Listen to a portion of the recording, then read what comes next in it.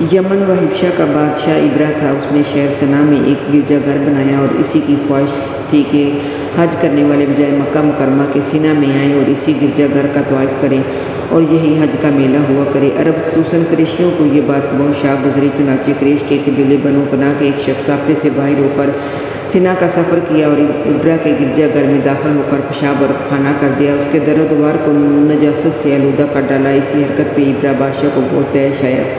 اس نے کعبہ معظمہ کو اڑا دینے کی قسم کھا لی، اسی ارادے سے اپنا لشکر لے کر روانہ ہو گیا۔ اسی لشکر میں بہت سے ہاتھی تھے۔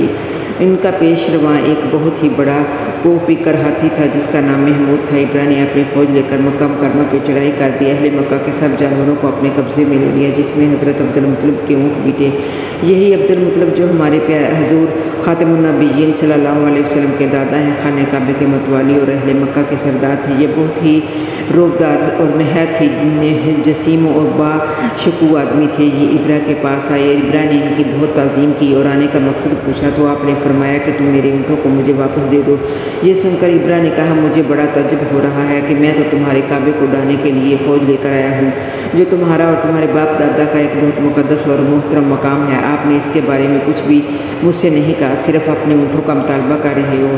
حضرت عبدالمطلب نے فرمایا کہ میں اپنے اونٹوں کا ہی مالک ہوں، اس لیے اونٹوں کے لیے کہہ رہا ہوں، اور کعبے کا جو مالک ہے وہ خود اس کی حفاظت فرمائے گا، مجھے اس کی کوئی فکر نہیں ہے۔ ابرہ نے آپ کے اونٹوں کو واپس کر دیا۔ پھر آپ نے قریش سے فرمایا کہ تم لوگ پہاڑوں کی گھاٹیوں اور چوٹیوں پہ پناہ گزار ہو جاؤ۔ چنانچہ قریش آپ کے مشورے پر عمل کیا۔ اس کے بعد حضرت عبدالمطلب نے کعبے کا دروازہ پکڑ کر بارگاہ الہی میں کعبے کی حفاظت کے لیے خوب رو کر دعا مانگی، اور دعا سے فارغ ہو کر آپ بھی اپنی قوم کے ساتھ پہاڑ کی چوٹی پہ چڑھ گئے۔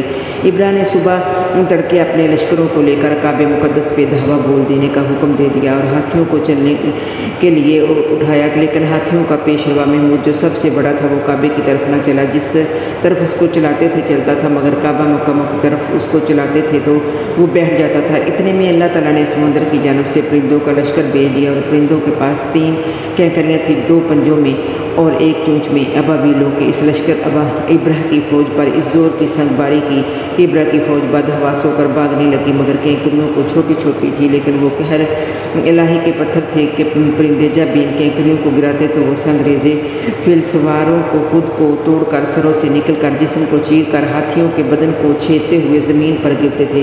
ہر کینکری پر اس شخص کا نام لکھا تھا جو اس کینکری سے ہلاک کیا گیا تھا۔ اس طرح ابرہ کا پورا لشکر ہلاک و برباد ہو گیا اور کعبہ معظمہ محفوظ رہ گیا۔ یہ واقعہ جس سال کوہ پذیر ہوا، اس سال اہل عرب عام الفیل ہاتھی والا سال کہنے لگے۔ اس واقعے میں 50 روز کے بعد حضور پاک صلی اللہ علیہ وسلم کی ولادت ہوئی۔